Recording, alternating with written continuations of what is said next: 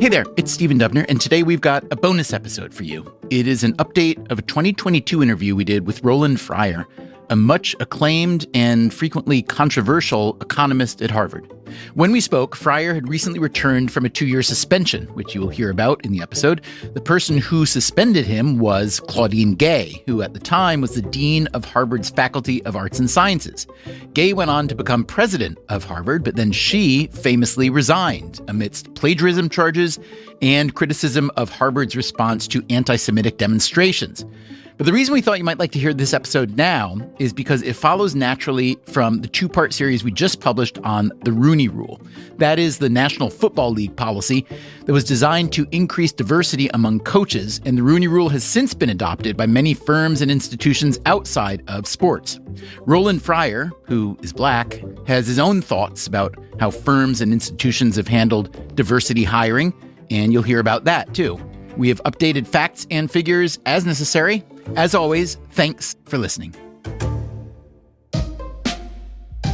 In 2005, I wrote a piece for the New York Times Magazine called Toward a Unified Theory of Black America. It was a profile of a young Harvard economist named Roland Fryer, whose journey to Harvard was beyond surprising, beyond unpredictable. Given his background, it may have seemed impossible, and yet, there he was. A lot of things happened to get Fryer into the upper echelons of academia, and even more has happened since, much of it controversial. How does Fryer describe his research agenda today? Trying to make Black America happier, wealthier, healthier, more educated. That's all I've ever tried to do.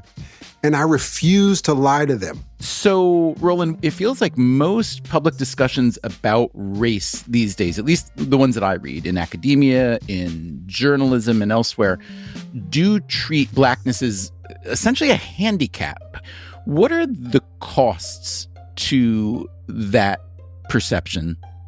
I mean, how much time you got? We've got plenty of time.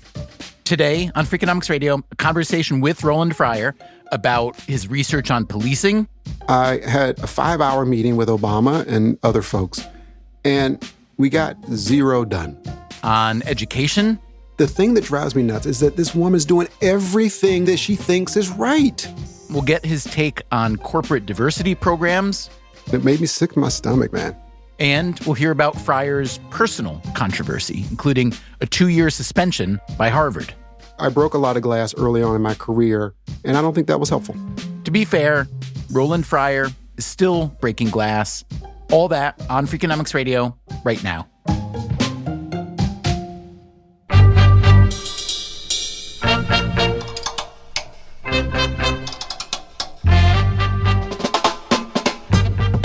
This is Freakonomics Radio, the podcast that explores the hidden side of everything, with your host, Stephen Dubner.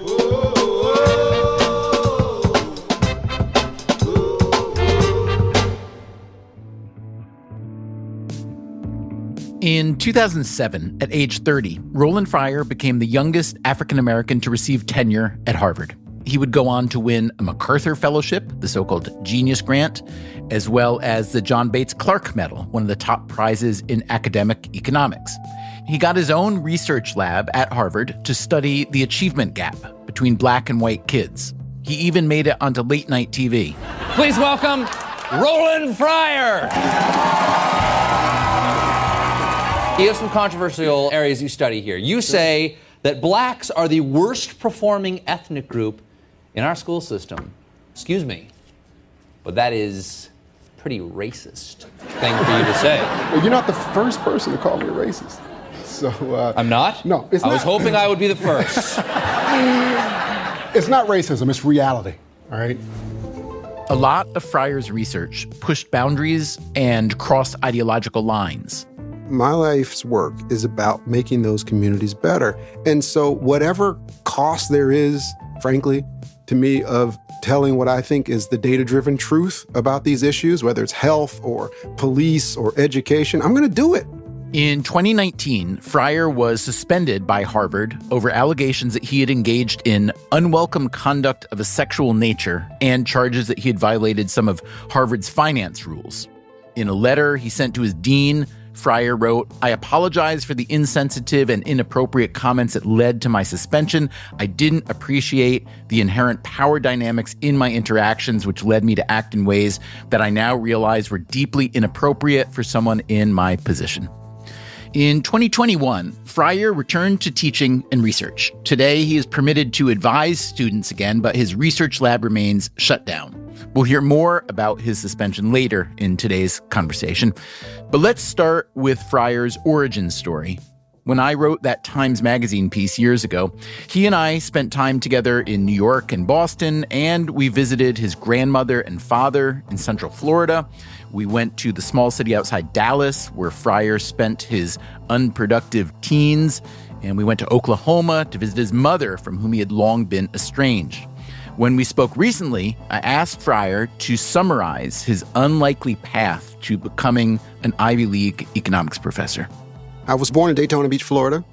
Oddly enough, and this will tell a lot of the story, brought home from the hospital with my grandmother and lived the first few years of life in Florida. My mother kind of disappeared out of my life very, very early. My father was still there. He was kind of a copy salesman. And my uncles were there. And I grew up in this really ironic, strange, I don't know quite what to do about it, environment in which my grandmother was a teacher. And my great aunt, my grandmother's mother's sister, was also a teacher. And the other sister ran one of the largest distributors of crack cocaine in Central Florida. So high achievers in different realms, we'll call it. Yeah. She was the CEO of a street pharmaceutical company.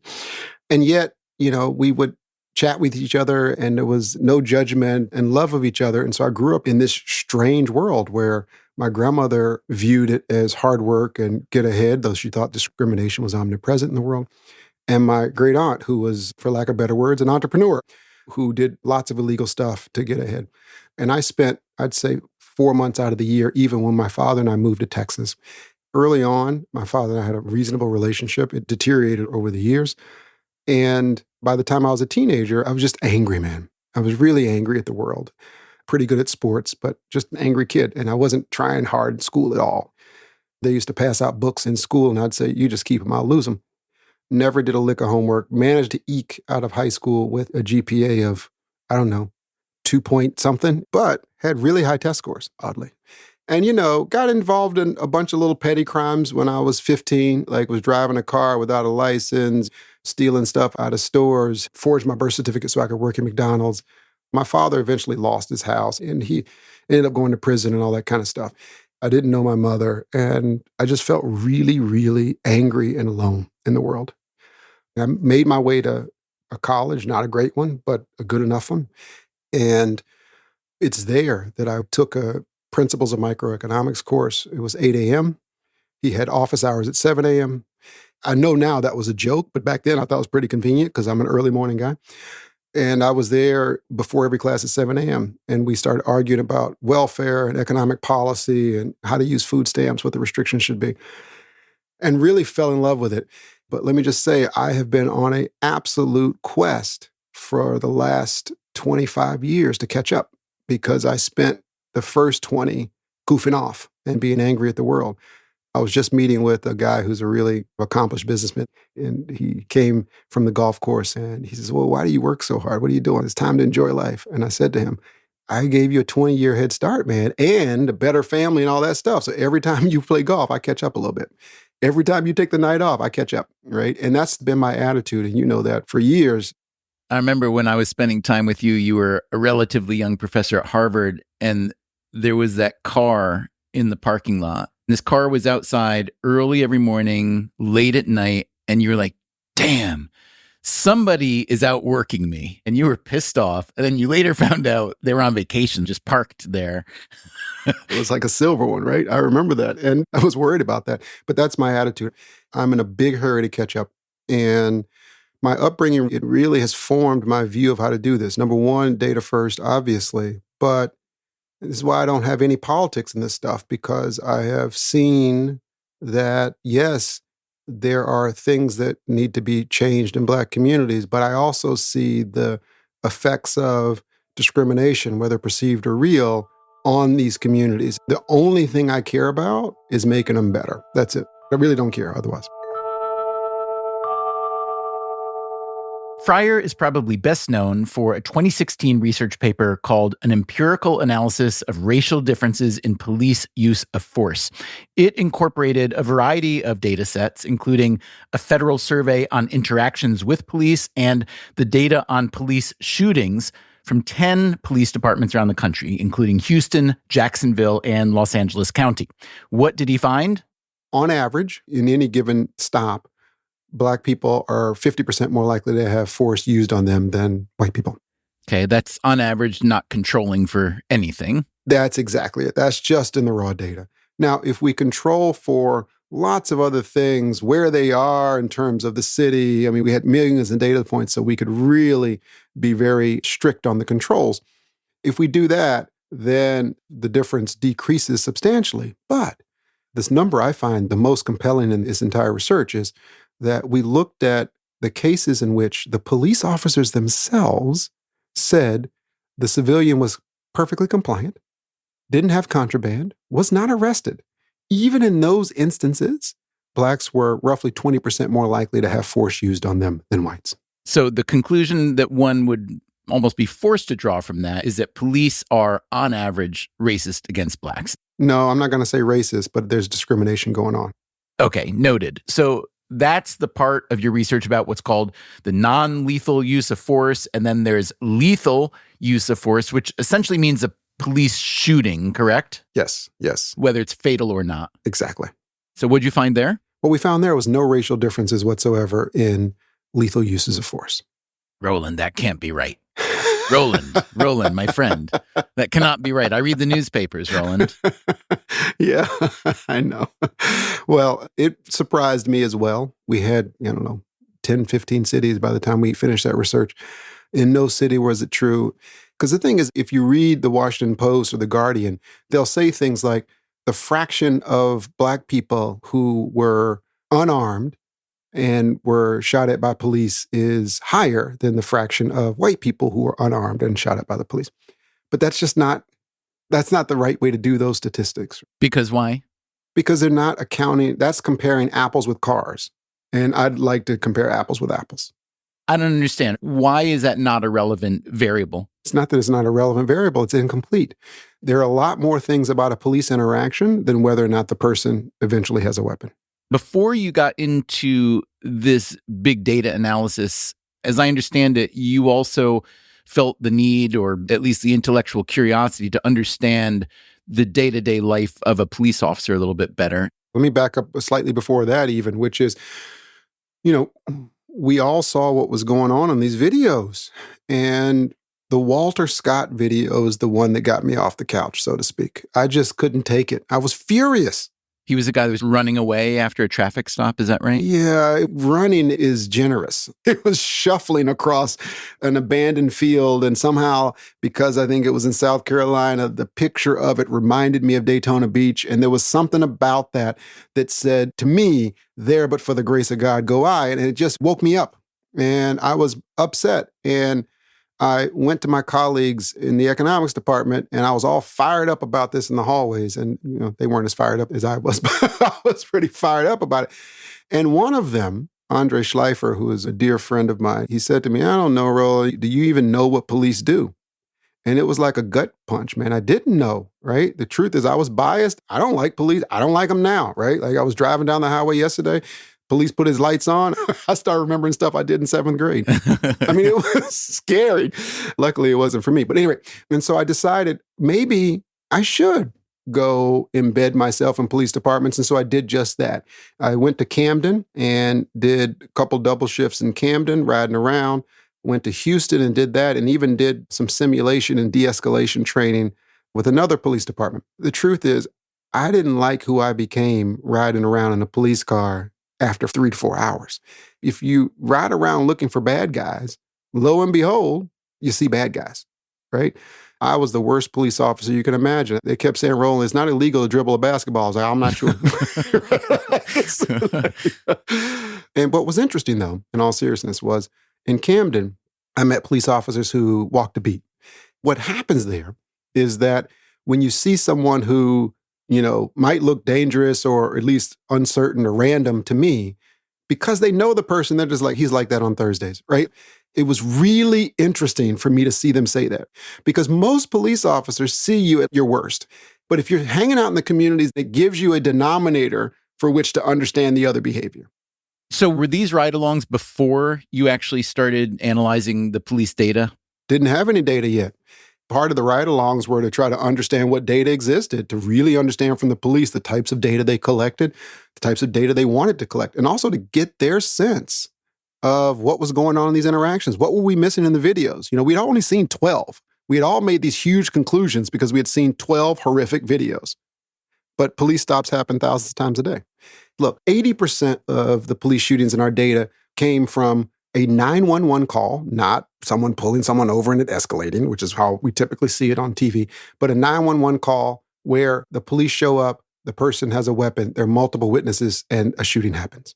And if that's 80% of the data, it's not that surprising that there are no racial differences, right? Whenever we talked about lethal use of force, they would become very earnest and say things like, discharging your weapon is a life-changing event.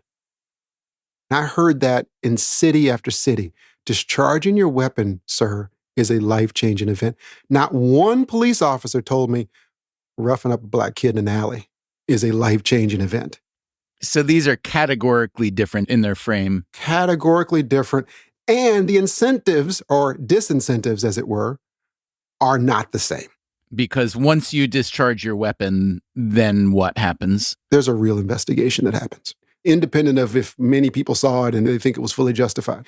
But we don't put the same scrutiny on how we treat young black men civilians, right? So how did these ride-alongs change the shape of your understanding of this job? It gave me a better sense of how complicated the job is, man. It's really complicated, okay? And you realize that the job is really difficult. Okay, and let's go back then to your findings on lethal use of force. On lethal uses of force, we found no racial differences in those. And it caused, some alarm among people. What do you mean by alarm? Was there alarm even before you published the research? Oh, man. I had colleagues pull me to the side and say, "Are you crazy? Don't publish this.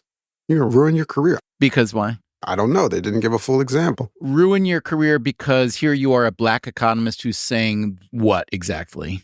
That's the difference between you and I, Steve. When someone said, "Man, that's going to ruin your career," I don't go, "Exactly how, bud?" But they came to me and said, "Look, after a seminar, here's what you do. You take the lower level uses of force, publish that. Don't publish the other." And I said to this person, if the results were that there were racial differences in lethal use of force that looked like discrimination, do you think I should publish them then? And they said, yeah, because then it would fit with the first part. And I said, well, then you just ensured I'm going to publish it all, because I'm not going to hide a result because you don't like it. I have heard you refer to other researchers who analyze police bias and police behavior as cowards. Is this what you're talking about, that scholars are, withholding either evidence or emphasis, at least, on the lack of racial bias in police shootings? Yes, that's exactly what I mean. Because you can look at the papers and people have similar findings, but it's in Appendix Table 157. And they bury it. And here's the difference, man. You're one of the rare people who have actually been to the communities where I grew up, and they haven't changed much since I was a kid.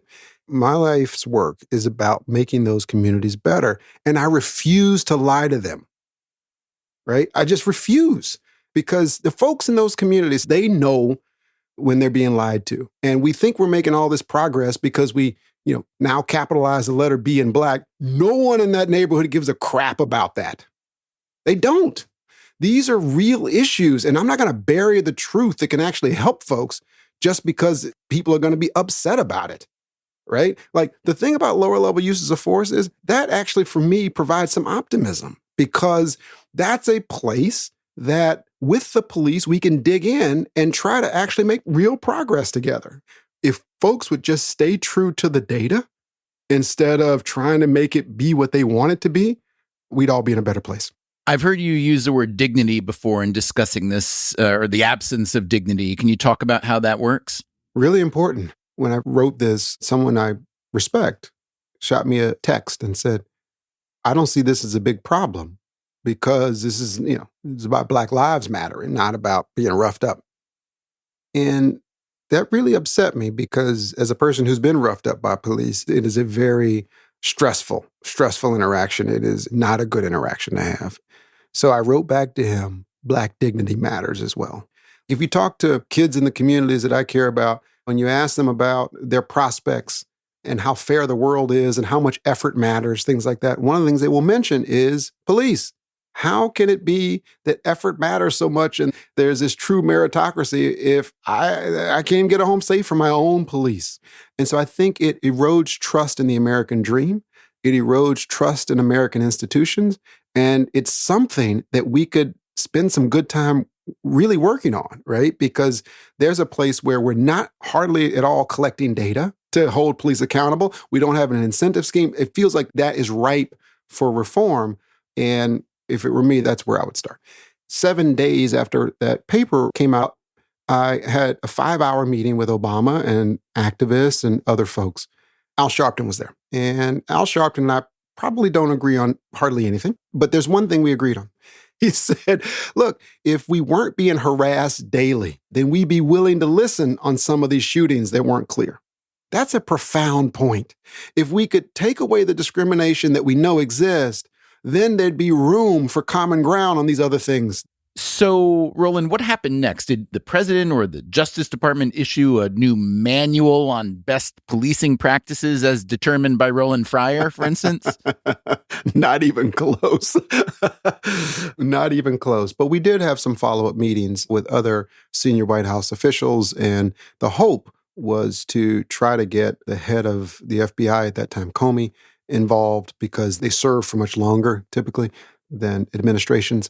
And to start doing these things where, we can potentially look at tying federal resources to police, collecting the right data, et cetera.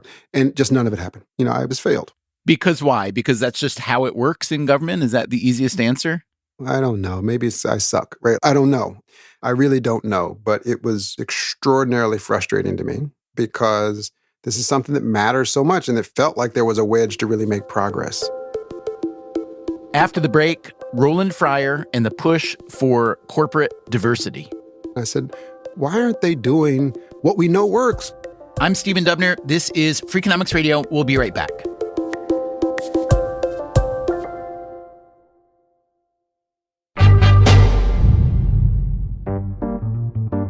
In 2019, the economist Roland Fryer started a firm called EO Ventures. The EO stands for Equal Opportunity. When he got a 2-year suspension from Harvard and had time on his hands, he worked 100 hours a week to get EO Ventures off the ground. We really want to invest in companies that move the levers that we know are important for increasing economic mobility. Most companies in their portfolio were founded by women and people of color, people who traditionally don't have the best access to venture capital. I mean, as you know, Stephen, I did fight the good fight. I wrote a bunch of papers for academic journals, like 7 people read them. You're one of them. Thank you. And spent, pretty good time with folks in Washington and other state governments, but I just had no impact whatsoever. I didn't get anything done. At some point, I had to look myself in the mirror and go, would Milton Friedman go around to all these foundations and beg them to do the right thing? No. We would try to use the market forces to increase opportunities. When I was a kid, people told me capitalism was the problem. What I'm trying to say here is it's going to be part of the answer. One of your portfolio companies I see is called Intus Care, which is described as a data-driven elder care company. Can you tell me about that firm and how that fits into this notion of investing in a business that increases opportunity? Yeah, this is an interesting one because 2 of the co-founders are 2 young Black men from Brown University. They're former athletes. They marched into my office, these in-shape young Black gentlemen with this passionate plea for elder care. And it was like, what the heck is going on? But, it's an interesting field because they are using data in really sophisticated and interesting ways to essentially, not to sound like buzzwords, but to risk group people. What they're saying is to actually increase the quality of care. Maybe I should check on Stephen 3 times a day because he's in a higher risk group and other people 1 time a day. That would have been great when trying to care for my grandmother at the final stages of her life because I never could tell from Boston whether or not she was getting the right care, whether or not someone was stopping by to check on her. And there are big differences by population in terms of how that care goes based on how much income you have. There's another company that I guess is a portfolio company in your venture capital firm, but you are also involved in this company. This is called Sigma Squared, which is described as science-driven diversity. Can you just give me the top line description on that? Sigma Squared really is trying to help companies, universities, not-for-profits, increase diversity, but do it in a way that frankly makes sense, that is data first. That isn't just hand waving, let's say. Oh, the hand waving that's why I started it. Because after George Floyd, I saw what a lot of corporations did in terms of I would call it value signaling, and it made me sick to my stomach, man. On the other hand, I went to a friend of mine and I said, why aren't they doing what we know works in this area? There are theorems proven, there are simulations that have been run. Why aren't they using that? And they rolled their eyes at me and says, because most CEOs and people in HR are not reading papers in economics from the 1990s. And I said, oh. And so we wanted to make it easy for them. So we essentially created software that does the analytics for them. It seems as though just about every kind of institution these days, corporations and government departments and universities and so on, have embarked on diversity, equity, and inclusion, or DEI programs. And this was certainly boosted by the outrage around the murder of George Floyd in 2020. A McKinsey analysis found that Fortune 1000 companies committed to $66 billion in 2020 to spending on racial equity initiatives. How well do you think that money's being spent? I don't know, but I would say the jury's still out, and that's being very gracious. You recently published a piece, Roland, in Fortune magazine. It was headlined, "It's Time for Data First Diversity, Equity, and Inclusion." Here's one sentence I found particularly interesting. "The average impact," you write, "of corporate DEI training is 0, and some evidence suggests that the impact can become negative if the training is mandated." So, that doesn't sound like a very good return on $66 billion or whatever these firms are spending. Walk me through that, and then I want to know when it's failing, why it's failing, and what you want to do differently. Yeah, this is not my research, but there have been lots of others who worked on this. Professor at Princeton, Betsy Pollack, has a recent paper, and she reports that the impact of those trainings is 0. Frank Dobbin at Harvard in the sociology department has also written things that show that not only is the impact 0, but he has shown data from companies that when it was mandated, the actual share, the percentage of minority managers goes down. So I'm looking at something that I think is from the Dobbin research done with Alexandra Kalev in the Harvard Business Review. One of the reasons they write that it doesn't work when it's mandated, and I just found this surprising, but in retrospect, maybe not, was that when it's mandated, managers don't like it because they, quote, resist strong-arming. Can you just talk about how it actually works, how it plays out? It varies a lot, company by company. Some will put folks through mandatory trainings. Some people will just add it as a resource for those who want to use it. Others will do things like mask information on resumes of applicants because they think that is the right thing to do. All of these things, even when they have really, really great intentions, scare the heck out of me. Because why? Because they are the equivalent of giving antibiotics no matter what happens when someone comes into the doctor's office, right? So you come in with a broken leg, antibiotics. You come in, you got an earache, antibiotic. And what happens inevitably is that, let's suppose that antibiotics works in 10% of the cases. Then those 10% go, I told you antibiotics work. Maybe I need a different dosage. Right? I can't quite get this broken ankle to feel better. And so what we really need to do, in my opinion, and I don't think this should be controversial. I do this in every other research project I'm in, and corporations do it in every other aspect of their business, is to start with the data. Like, where do we actually have issues? And I mean deeper than we don't have enough Black people in the engineering department. We know you don't, okay? We don't have to look, right? Like most companies, that's true. And so the question becomes, can I get a full picture of what's going on in my company? And what type of bias is producing those disparities? Social scientists tend to group disparities in different parts. Maybe it's good old-fashioned bigotry, but bucket number 2 could be information. Maybe you don't have perfect information when you hire or promote or assign work, And in those cases, maybe you rely on your stereotypes accidentally or on purpose. The third one is what I loosely call structural bias.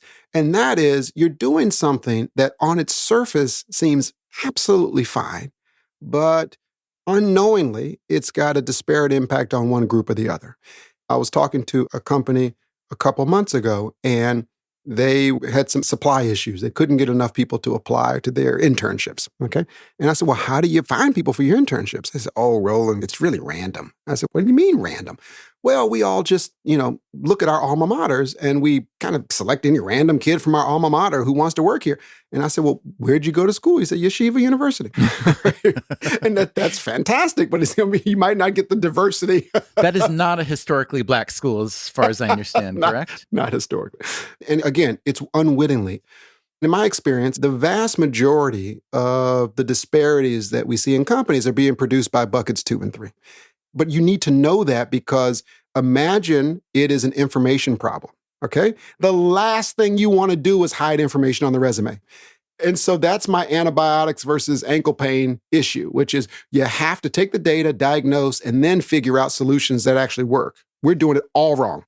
So this magic software of yours sounds to me from the outside a little bit like science fiction in that you have some kind of magic X-ray wand that you can wave across a firm and you can glean what is in people's minds and hearts. But I assume this is real science. Persuade me that it's real and tell me how it actually works. It is not at all science fiction. It's going to be embarrassingly simple when I tell you how it works. What happens is we integrate into their HR data where they may have data from their applicant tracking systems, et cetera. The first thing we try to do is understand what the real disparities truly are, because average disparities are very different than once you actually account for apples and apples, right? Let me give you an example from a case study.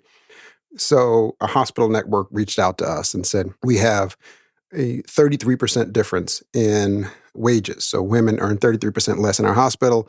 We've done all the training we can do, implicit bias. We've done everything. And so what can we do? We got their data, and that 33% was true on average.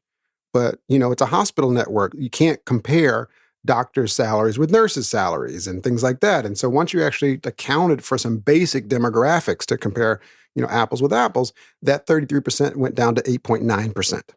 Now, that wouldn't surprise anyone who's familiar with the research of your Harvard colleague, Claudia Golden, who's been writing about the gender pay gap and how we kind of get it wrong. Yes, right. But still, 8-point-something% is not zero. So what did you want to do next? Oh, and that's important. It's not zero, but it's not 33%. So you'd be surprised, or maybe you wouldn't, that this emboldened the COO. The COO was a woman who said, 8.9% I can do something with. 33, I don't know what to do. That's step one, understanding what the true disparities are. And for this particular network of hospitals, once you accounted for overtime hours, that's what explained the 8.9%. And so we had to figure out, why is it that women weren't working as many hours? Was it because they didn't demand as many hours, or was there a structural barrier to them getting the hours they wanted? Like family care, perhaps? There you go. And so what happened is very simple. They had shifts from 7 to 7. Okay, that's just the way they've always done it, 7 to 7. And when they changed the shifts to 10 to 10, then this disparity went away. Walk me through that. 7 to 7, 7 a.m. to 7 p.m., that is? Yeah, that was the shift for the nurses, for the hospital network. And the issue for this particular network of hospitals, not all, obviously, but this particular one, that many of the female employees who were working those shifts told the administration, it's really hard to find childcare in the morning, but if I can get my kids to school and come to work, it's easier to find in the evenings. And so therefore, if you shift the schedule back, we can work as many hours because we want to work hours. They were demanding more. The C-suite of this hospital network had put themselves in pretzels trying to understand why these big 33% disparities were going on. Turns out it was actually 8.9%. Turns out if you made a scheduling change, even that was dramatically reduced. And so by using data in a matter of a few weeks, it completely transformed how they thought about the disparities in their organization. That example is incredibly compelling. It also strikes me as very different from a lot of what we read about as DEI, awareness and training and hiring, because the example you gave was so empirical, it was so concrete, it was so actionable and so on. I hate to be cynical about it, and I'm sure that the cases that become public that we read about are just a small fraction of them, but they make a really big impression. I remember there was a story about Wells Fargo, which had done all kinds of illegal junk over the previous several years. But in 2020, they pledged to increase diversity, and they took up this policy that required that all hires over a certain salary level, I think it was $100,000, would include at least one interview with a candidate who was female or a person of color, right? It was kind of the corporate version of what's called the Rooney Rule in the NFL. It was later revealed, and this was just a couple years ago, that Wells Fargo had conducted fake interviews with women and minorities after the job had already been promised to someone else, which I'm assuming is often a white man. So when you read that kind of story, you say, oh gosh, $66 billion worth of hand-waving and window dressing. I'm sure it's not that bad, but can you talk to me about how bad it actually is? Well, I read the same stories you do. I just approach it from a different way. Some training and those programs, they can work, but when targeted to the problem. This is not controversial, right? This is not a magic wand. This is, let's start with the data. And if the data lead us to a particular empirical issue that we think the Rooney Rule can solve, let's do it, right? Let's actually do it. Let's not fake do it, but let's actually do it. If the data lead us to a place where we think training is really important, so be it. But the issue, I believe, is people are desperate to make a difference. They are desperate to show that they are an ally. They are desperate to show that they are on the right side of history here. So they're in a big scramble to just do something. And I think that is dangerous because over and over again, we have examples that even if they're earnest attempts, guessing hurts the people a lot of times that we're trying to help. In DEI, we're scared to make mistakes, right? And so I want to introduce, lo and behold, I'm an economist, a little bit of experimentation, a little bit of trying things, data-driven, to try to really make progress. This approach is about getting 2% better every day, not about checking a box so that you can, appear on the nightly news and say, we did this great thing and move on. So let me ask you this, Roland. You've said in the past that your research on police bias hasn't changed policing and that your research in education hasn't really changed education. I'm guessing your work on DEI programs probably isn't going to change DEI also? It's doing amazing. Third time's a charm.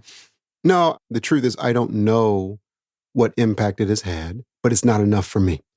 Because I'm committed to what we're doing, but I don't want to lie to myself either about the impact we're making.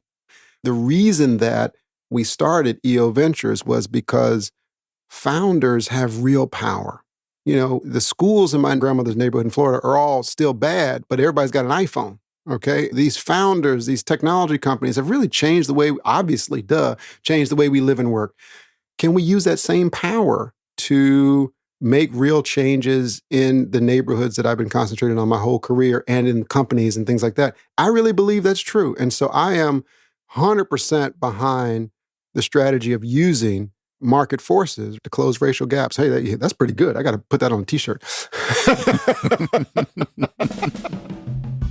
Coming up, after the break, more Roland Fryerisms that ought to go on a t-shirt. Shalom, brother. And what happened when the New York City schools made Fryer their chief equity officer? Well, kids have a lot of cell phones in schools. Do I get credit for that? This is Freakonomics Radio. I'm Stephen Dubner. We'll be right back.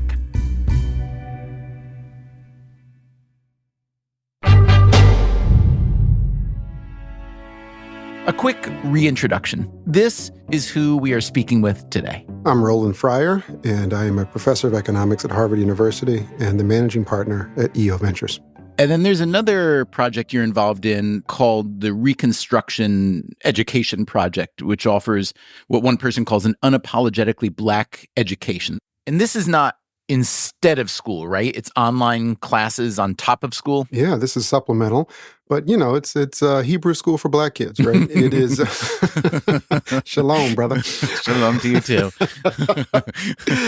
My co-founder and CEO on that is Kaya Henderson, who is like an American hero, right? She did amazing work in DC public schools and with other organizations. And Kaya's got a real vision that Black communities should support and nurture and take over how we tell history and how we get a chance to write our own story. She wants kids to see themselves differently in life and in school. Again, very similar to what lots of other groups do, whether it's Saturday school for folks who are Korean or Hebrew school.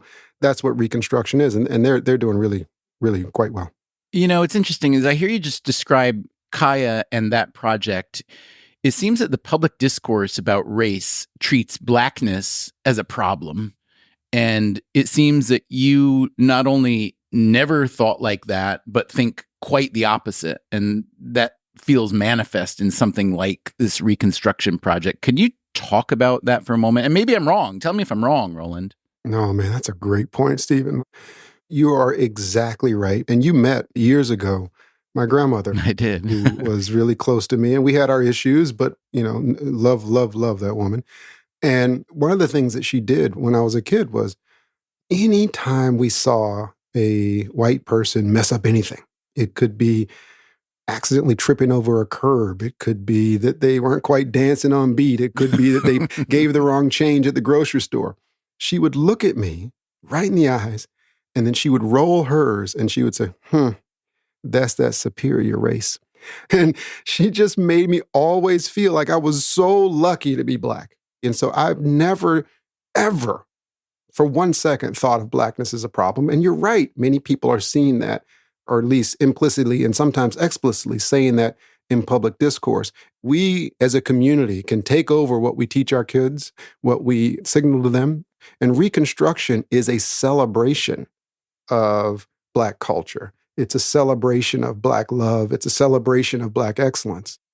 So, Roland, you are not what I think of at least as a behavioral economist, but you certainly know enough about behavioral ideas like anchoring and framing to understand how strong those concepts are for many people and how they can set expectations. It's huge because it implicitly puts a cap on what kids think they can achieve, right? Like, I really thought I could be anything. And I didn't understand that we grew up without money until I got to Harvard. And someone says, wow, you grew up without money. I didn't understand. We didn't summer places. And so I think it's really important. You mentioned framing and anchoring. Let's add another one to that, which economists don't know a whole lot about, which is identity, right? Two of my favorite economists, George Akerlof and Rachel Cranton, somewhere around 2000, wrote a paper on the economics of identity. And they start this paper with this beautiful sentence that identity is one of the most important choices that an individual can make. That's what I think this is about. Who am I? Who are my people? When I was in school in Texas, it was like, well, there was slavery, and then there was Jim Crow, and then there's you, right? Let's take a test.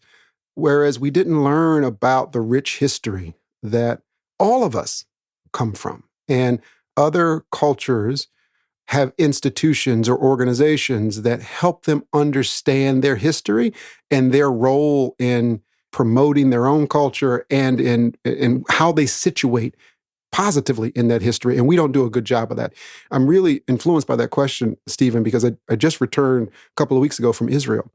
And I called Kaya from Israel and I said, wow, right? This is an example of some of the things we were trying to do in terms of a shared understanding of our history, the ups and the downs, and building upon that history to make a generation of super kids who, like me, felt like they could do anything. Way back in 2008, you went on the Colbert Report, and you said that the achievement gap in this country is our biggest civil rights concern. That statement has some echoes, to me at least, of Du Bois saying the problem of the 20th century is the problem of the color line. Yes. 15 years later, how do you think about that statement of yours? The achievement gap is the biggest civil rights concern. Do you think that's still the case? Yeah, absolutely. The issue is development. And that's what I meant. It's development, period, the end. And yes, of course there's discrimination in the world. Of course there is. But if you just look at the data, the vast majority of the disparities are driven by differences in development. This is apropos of everything we've been talking about. Like, folks have now just decided it's not the achievement gap anymore because that's offensive. It's the opportunity gap. Give me a break. Do you think that's helping the people in the neighborhood? Oh, thanks. Appreciate that. I can really go now. Really? But yes, that's it, right? If we can solve that problem, many of the other things that are social ills, there's no magic bullet here, but they will get a lot better, right? When I wrote about defunding the police, I was like, why don't we invest in kids and they'll have, productive jobs and the police can defund themselves? Years ago, you were something called the Chief Equity Officer in the New York City schools. Tell me how that went and what you learned from it. I was fresh out of graduate school, wanting to make a difference. I called up PS 70 in the Bronx, which was off of Colgate Avenue in the South Bronx, close to where my uncle used to live. And they wanted to do an incentive program. I loved the idea of an incentive program. It fit everything I knew as a young economist. And so they would take tests and they would, literally email me the results and I'd order pizza. That's how it started. Meaning the kids who did well got pizza or cash later, right? Absolutely. No cash. Pizza, man. They got pizza. Well, didn't you try some cash later? No, I've tried a whole lot of cash later. Yes. And so that was the start of it, one school. And then that blossomed to 14 and then to 140 in New York City. And, half of the school district in Washington, D.C. and schools around the country. And yes, one of our first things as the chief equity officer in the New York City Department of Education was to try innovative programs and rigorously evaluate them. Okay? Data first. Really simple stuff here. Like, collect data, analyze it, be honest about the answer. Don't bury the results when you don't like them. And then have a real strategy about how to execute on ideas that are promising. That's all we were trying to do in the New York City DOE. That's all I've tried to do with the police and all I'm trying to do now with corporate DEI. So in that case, we ran incentive programs. Some of them worked, some of them didn't. But then the cool thing that we tried to do, Stephen, that we never quite got off the ground was I wanted to rebrand education for kids and communities. And so we had this campaign called School is Money. One of my ideas was, let's get a rare shoe that LeBron James will wear. And the only way to get that shoe is to make, good grades in New York City public schools. All the adults, they were like, oh, this is great, Roland. This is so smart, right? We focus group this with kids, and in 37 seconds, a kid looked at me and said, man, I don't want those air nerds.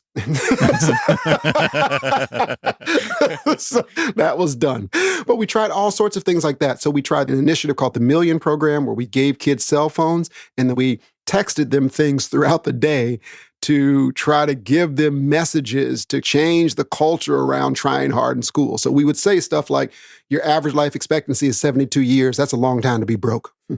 Or give them the fraction of millionaires who also have a high school or college degree. Things like that, to try to get them to rebrand education. So this was all a part of that job of chief equity officer. And again, some things really worked and some things didn't. But that's the whole point. It was kind of an R&D unit within the New York City Department of Education. And kudos to Joel Klein and Mike Bloomberg for letting a 28-year-old kid come and try new things. That would be kind of unheard of now. Are any of those programs or ones like them still in existence, either in New York or elsewhere? Well, kids have a lot of cell phones in schools. I think, do I get credit for that? Yes. I think we'll give you all the credit for that. Yeah. Thank you. Thank you, Verizon. There are many incentive programs going on across the country. They're just not well publicized because they're still controversial, oddly enough. Controversial because of the idea that learning should be driven intrinsically, right, by the love of learning versus rewards? Yes, absolutely. Yes. What do you think of that idea? I agree with that. I also think that there should be peace in the Middle East. And I think, global warming should stop. Okay. Anything else? But no, seriously, like, I took it the opposite direction, right? They thought you're going to destroy the love of learning. I thought this is a way to cultivate it. Do you think you were mostly right then or no? I think both of us were wrong. I think it had no effect because we measured, lo and behold, there's that data again. We measured using their measures, pre and post love of learning, and the coefficient was positive, but it wasn't statistically significant. So we had no real effect or big effect on love of learning either way. What we did have an effect on is test scores went up. And is that not enough? To me, that's fantastic, right? If you can get test score gains and you don't change the love of learning, that to me is a policy worth doing. Never mind, it's really inexpensive relative to other reforms, right? This isn't changing the number of kids in a classroom, which is really expensive. But this is something where you can actually increase student achievement at a relatively low price. Most education reformers, even the most idealistic, also care about test scores. And you are offering here a route to a relatively inexpensive intervention that raises them. I would think, therefore, that incentive programs in schools would be everywhere and widely publicized. Why are they not?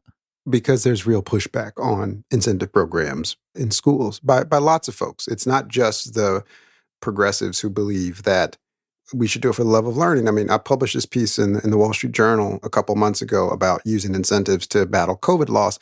And, I got it from both sides there again. Some people said you're going to destroy the love of learning. The other says, here you go again, wanting another welfare program. It's just a controversial thing. And I think that schools are doing it in secret. I think they're doing it without cash. They're doing it with school T-shirts and pizza parties and things like that. There's lots of charter schools and public schools who are doing this that I know about. It's just not as publicized as you might think. So I want to read a little section of an article that recently appeared in the New York Post. This was an opinion piece called "A New York City School Diploma Isn't Worth the Paper It's Written On." It's by Waiwa Chin. She's a fellow at the Manhattan Institute. She's also the founding president of the Chinese American Citizens Alliance of Greater New York. Here's the opening of this piece in the Post. When renowned economist and education innovator Roland Fryer served at the School Board of Massachusetts and attended a public meeting to close a failing school, a black mother walked up to him and told him that the school was a good school. "No, ma'am," said Fryer, who was also black. "It's not." The mother pulled out her child's report card from her purse. It was all A's. The mother insisted, "This is a good school." Fryer had to tell her, "Ma'am, they have lied to you." That story sounds as though it must have come from you originally. So first of all, is that a true story? It is a true story, yes. What does that even mean, that the school lied to parents, that the A's that their kids were getting weren't real A's? The issue is, and this is one of the toughest things. I did serve on the school board in Massachusetts, and it was an amazing experience to see it from that angle. I took it very seriously. And the hardest thing I did during my tenure there was to have those meetings where busloads of parents came. It was really hard for me to watch parents fight to keep open a school where the literacy rates and the test scores were so low. And what I meant by "they have lied to you" is that there's no way a kid can get all A's and still perform so poorly on these exams that are measuring basic skills. And so the expectations must be very low in that school. And so that's what I was reacting to. And it was sad, man. The thing that drives me nuts, sorry, I'm going to get fired up about this, is that this woman's doing everything that she thinks is right. Part of it is on us dumb researchers who keep saying stuff in standard deviation units. Parents don't understand things in standard deviation units, folks, okay? We are obfuscating the truth by providing this in a way that not all parents can digest in the way they should. And so that's what I was seeing. This woman looked at the school, saw a great report card, so she thought it was a good school, but her kids were not being served there. Is this what's behind the motivation of a lot of schools to get rid of standardized tests then? I don't know if it's to get rid of them. It may even be to make them easier. I really do believe that kids will live up or down to your expectations. That if we really held those things high, and this is not just Roland talking, when we did our work on effective schools, one of the 5 tenets that makes a school effective is high expectations. When you don't have that, then there is this gap between what a kid thinks that they're doing and their report card potentially and actual skills. You mentioned that high expectations are one of 5 behaviors or policies that make good schools good. This was in a study you did of charter schools, but as I understand it, this would apply universally. Can you list the other 4? Sure. More time in school. So basic physics of education. That's pretty simple. Then there's using data to drive instruction. It wasn't just that you use data, because nearly every school now has some form of data. What was different about the schools that were effective is that they had a real plan. If we take this assessment and 50% of the kids pass, then we pause and we reteach, right? We don't just keep going. Number 3 was small group instruction, or as my grandmother would call it, good old-fashioned tutoring. If you tutored kids in groups of 6 or less for 4 or more days per week, then your test scores were a lot higher. Then human capital, right? How you select, retain, and develop teachers, in particular, teacher feedback. Really, really important. And then the last one was, as I said before, a culture of high expectations. So they all understood that they were dealing with high poverty rates. They all understood that they were dealing with, unfortunately, many single-family households, et cetera, but they didn't use that as an excuse not to teach. And those 5 factors explained 50% of the variance in what made some charter schools good and others not so good. Let me ask you this. If you look back at your life and career, how would you think about measuring the costs and benefits of your being Black, both professionally and personally? Man, that's a great question. Never really think about it, except for, I'm a lot cooler than my colleagues. Honestly, I don't really think about it. But look, let's be honest. It has opened doors. It has closed windows, right? I have been given tremendous opportunities, and I try to take advantage of them. I don't have any to spare, put it that way. I think it's helped me some. It's hurt me some. What the net effect is, don't know, don't care. Do you think race played some significant role in what happened with you at Harvard and the suspension, or no? I think that probably, but not in the ways that you might think. I also believe that, being an asshole probably didn't help, right? I'm no angel here either. Early in my career, for example, I really tried not to have any money that I raised privately go to overhead for the university. I was trying to give it to poor communities. And that's probably not the best way to build teamwork. And there was a point at which, folks inside the university didn't want to be associated with my incentives research because it was too controversial. So did I push the boundaries trying to do things for the kids in the neighborhoods I served? Yes. Did I spend more time off campus because I thought that the kids in these neighborhoods needed my time more than the kids on campus? Yes, I did. And did that rub people the wrong way? And did that come across as an asshole? I'm sure it did. Do you regret it, or do you feel like that's just who you are and you've learned from it and you're in a different mode now? Of course, I regret it and have apologized for it. And the thing that I worked really hard on while I was off campus was trying to be authentically me, but not have anything that could be even perceived as offensive to someone else. And that's hard. But I took it very seriously. And I'm back better. I'm back stronger. It would have been nothing for me to have, on Thanksgiving, to have 20 students over my house for Thanksgiving dinner, cook a bunch, they fall asleep on the couch, we play video games. I don't do that anymore. So I would say that there's clear delineation from my living room to work. And I think that's a good thing. I was worried that was not going to be, I thought, how could I do really cutting edge work? But I was wrong about that. I can still be me. You and I have mixed it up the whole time here. I'm still Roland. I still care about these issues. I refuse to not tell the truth, but I'm at a different and, dare I say, more mature part of life. I broke a lot of glass early on in my career that had nothing to do with that, but all to do with me being impatient as hell and wanting to help and trying to do the right thing, and I don't think that was helpful. Thanks to Roland Fryer for this conversation. We covered a lot of ground, and even though I thought I knew his work pretty well, I learned an awful lot. I hope you did too. We checked back in recently with Fryer to get an update on his various projects. He told us that his early-stage investing fund, EO Ventures, raised $100 million in 2022, and Sigma Squared, his data-driven diversity consulting firm, raised $10 million in Series A funding. It is now leveraging its analytics platform beyond enterprise HR. Police departments around the country have started using Sigma Squared's toolkit as an early warning sign to flag bias in police practices. Fryer is also now a Wall Street Journal contributor, and his first piece there caught my eye, so he and I have decided to turn that into a future Freakonomics radio episode, so keep your ears open for that. We will be back soon right here with our regular weekly episode. Until then, take care of yourself, and if you can, someone else too.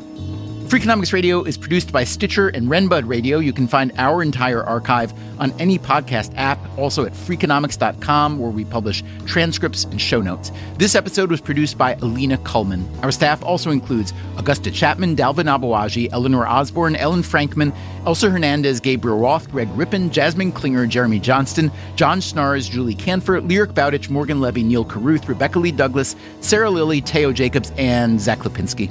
Our theme song is Mr. Fortune by the Hitchhikers. Our composer is Luis Guerra. As always, thank you for listening. My favorite quote of all of our things when we were going around, you said, wow, man, you're really in shape for whatever he was at that point, 80.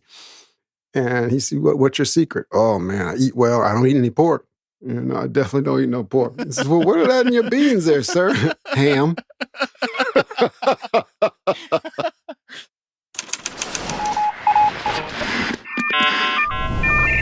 The Freakonomics Radio Network, the hidden side of everything.